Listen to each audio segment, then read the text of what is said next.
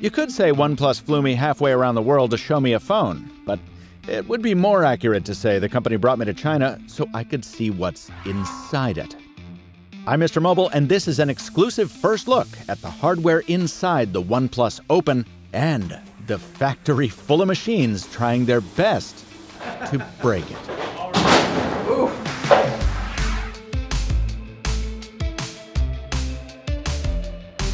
Now, an exclusive never comes without strings, and I don't want to waste your time, so here's what I'm not allowed to show you. The camera bump on the back and the software under the lock screen. OnePlus wants to debut that stuff itself when the phone goes official on October 19th. And full disclosure, I had strings of my own. I don't take money from manufacturers, but I do take travel and lodging. And I told OnePlus if I was going to spend 18 airborne hours getting to its global headquarters to see a phone, it would have to be in business class.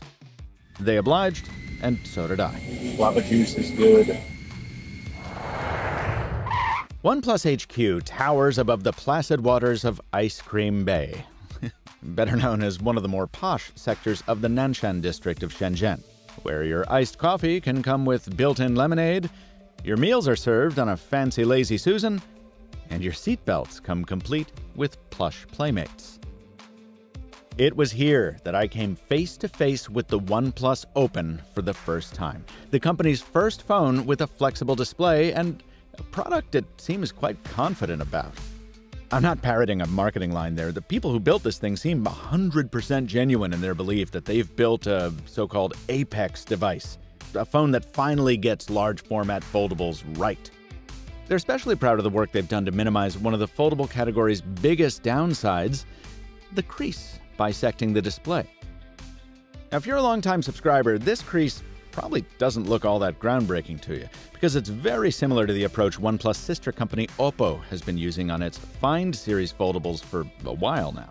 A wide teardrop fold with a 2mm radius that produces a more subtle crease than some of the competition. In fact, for this handset, I'd wager OnePlus just effectively walked across the hall and imported Oppo's design expertise wholesale.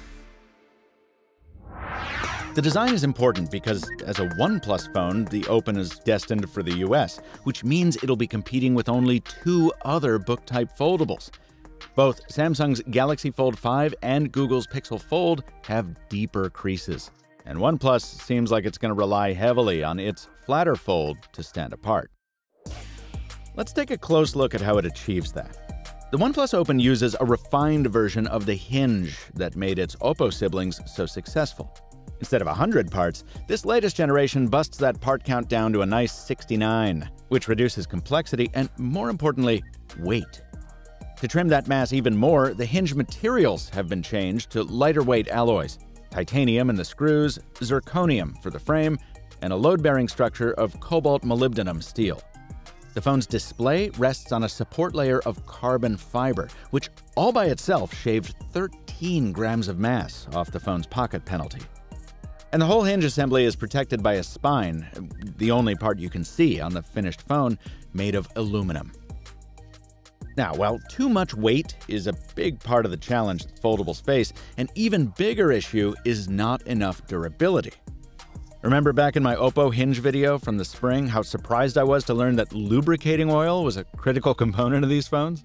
Well, OnePlus surprised me again by telling me the oil has a second purpose: to enhance the water resistance I'm going to show you more about in a sec. And to deal with dust, some areas of the hinge are coated with exposed adhesive meant to capture foreign matter before it does damage to the mechanism.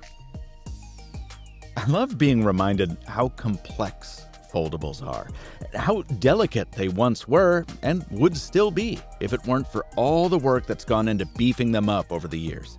Specifically, in the case of this phone, 1.5 years of research and 92 prototypes before this hinge could be certified ready for the punishment of the real world. And speaking of punishment, it's time to get aboard the pain train.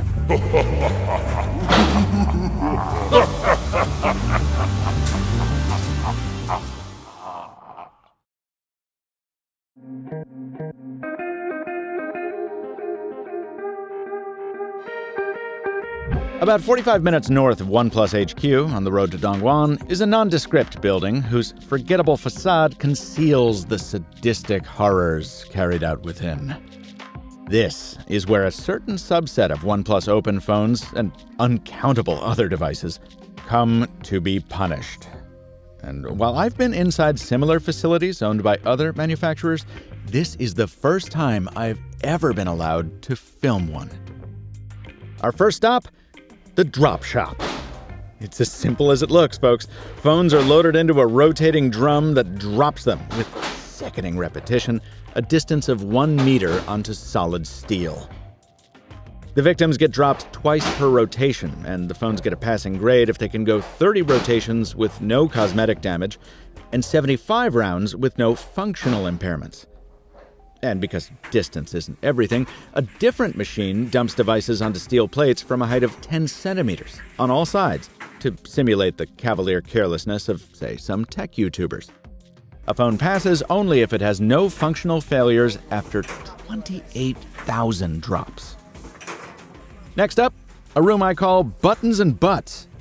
Here, robots with little pencil eraser-type fingers endlessly prod their test subjects, with the volume keys getting 100,000 clicks and the power button twice that. Meanwhile, the USB port gets the old in and out 20,000 times, some by robot, some by hand, to make sure it can hold up to a lifetime of charging. Across the room, the butt test, the soft pressure test, simulates the act of sitting on your phone when it's in the back pocket of your denim jeans by applying about 50 pounds of force 1,000 times and making sure no permanent bending results. And right next to that, the twist test does just what it says. Torques the phone with 2 Newton meters per second of force. Only if it resists deformations and still functions after 500 twists does the phone get a passing grade.